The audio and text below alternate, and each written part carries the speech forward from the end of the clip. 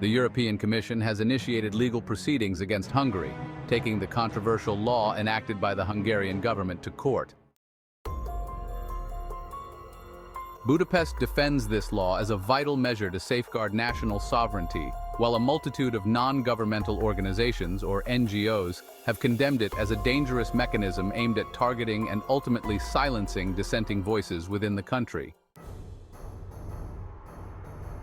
This lawsuit, which was formally announced on Thursday afternoon, marks a significant escalation in the legal actions the Commission began back in February.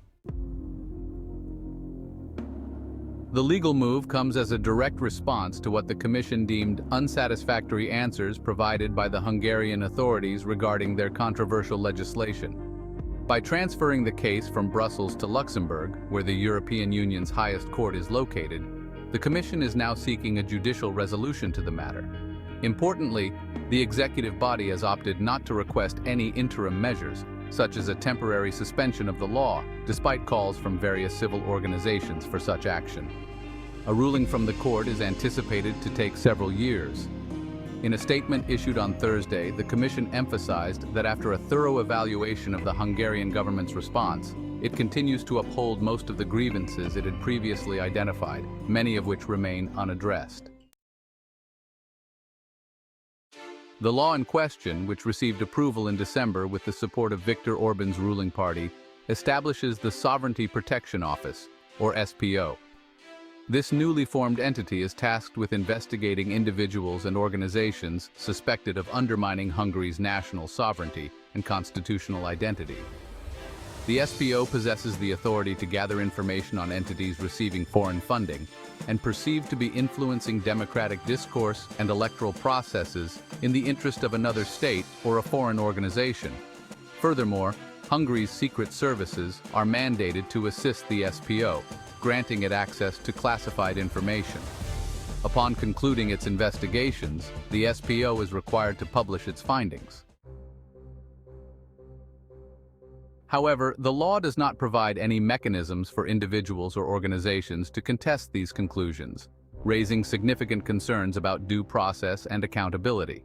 Prime Minister Orban has frequently criticized opponents as being agents of Western interests and argues that this law is essential for protecting Hungary from unwarranted external political interference.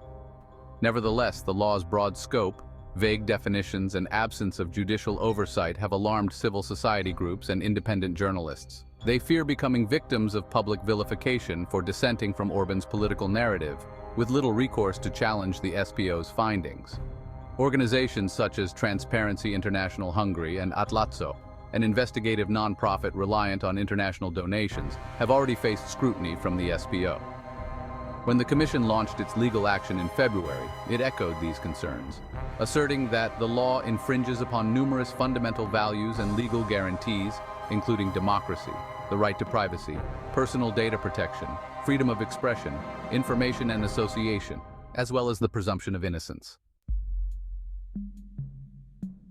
The United States has also voiced its disapproval of the draconian law, stating that the Hungarian government's efforts to intimidate and penalize independent organizations contradict the principles of democratic governance grounded in the rule of law. Additional criticism has come from the European Parliament, the Venice Commission, Amnesty International, the Hungarian Helsinki Committee, and numerous civil society organizations and independent media outlets. This latest development occurs amidst a particularly tense period in the ongoing conflict between Brussels and Budapest, which has spanned over a decade. Recently, Hungary has faced backlash for its refusal to pay a €200 million fine, its threats to transport migrants to Belgium, and its decisions to ease work permits for Russian and Belarusian nationals.